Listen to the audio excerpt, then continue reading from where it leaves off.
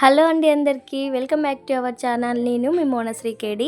ఈరోజు మన ఛానల్లో కాకరకాయ వేపుడు చాలా బాగుంటుంది. టేస్ట్ అయితే ఒక 2-3 రోజులైనా నిల్వ ఉంచుకోవచ్చు. నిజానికి చెప్పాలంటే కాకరకాయ కూర అంటేనే వామ్మో కాకరకాయ నచ్చేదు అని అంటా ఉంటారు. కాకపోతే ఇలా చేసుకొని తినండి, అసలు మీకు చేదు అనేదే ఉండదు. లేత కాకరకాయ ఒక 1/2 kg తీసుకున్న పైన మొత్తం చెక్కు తీసేసుకోవాలి. ఇలా చిన్న చిన్న పీసెస్ కట్ చేసుకున్న తర్వాత కల్లుప్పు వేసుకోవాలి, కొంచెం పసుపు వేసుకొని మంచిగా చేతితోని కలుపుతూ ఉంటే పసరు అనేది వస్తుంది అనమాట. లేకపోతే పసుపు ఉప్పు వేసి జస్ట్ అలా కలిపి 1 hour పెట్టి తర్వాత చేతితో పిండిన పసరు అనేది ఈజీగా వస్తుంది.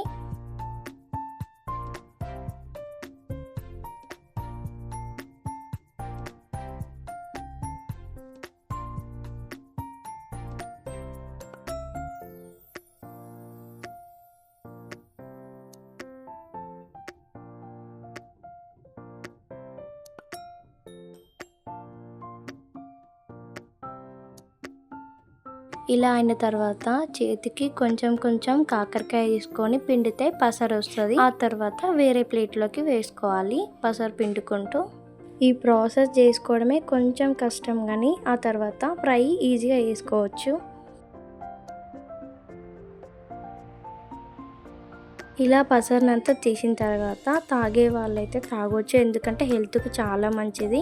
ఆ తర్వాత కడాయిలో ఒక 3 పావుల ఆయిల్ వేసుకోవాలి. ఆయిల్ మంచిగా హీట్ అయిన తర్వాత కాకరకాయ మొత్తం వేసుకోవాలి.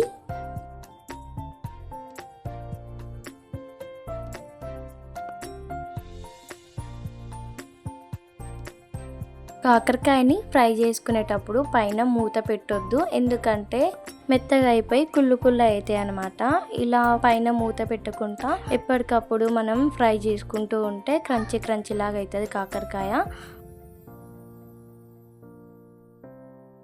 ఇలా 80% ఫ్రై అయిన తర్వాత జీరా పౌడర్ జీరా అయినా వేసుకోవాలి. ఆ తర్వాత ఆనియన్ ఇలా సన్నగా కట్ చేసుకొని ఇలా నలుచుకుంటూ వేసుకోవాలి. వెల్లుల్లి కూడా ఇలా కచ్చాపచ్చా వేసుకోవాలి. ఒక రెక్క కరివేపాకు వేసుకొని మిగతా 20% హై ఫ్లేమ్లో లో ఫ్లేమ్లో పెట్టుకుంటూ ఫ్రై చేసుకోవాలి.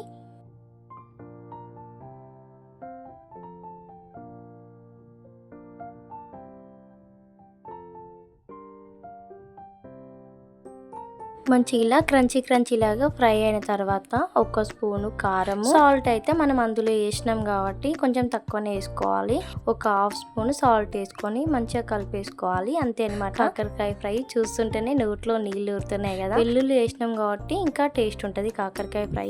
చేసిన వెంటనే కాకుండా ఒక 1/2 hour తర్వాత తినండి, వేడి వేడి అన్నం వేసుకొని. సూపర్ టేస్ట్ ఉంటుంది. వీడియో నచ్చితే తప్పకుండా సబ్స్క్రైబ్ చేసుకొని లైక్ చేయండి, షేర్ చేయండి, కామెంట్ చేయండి.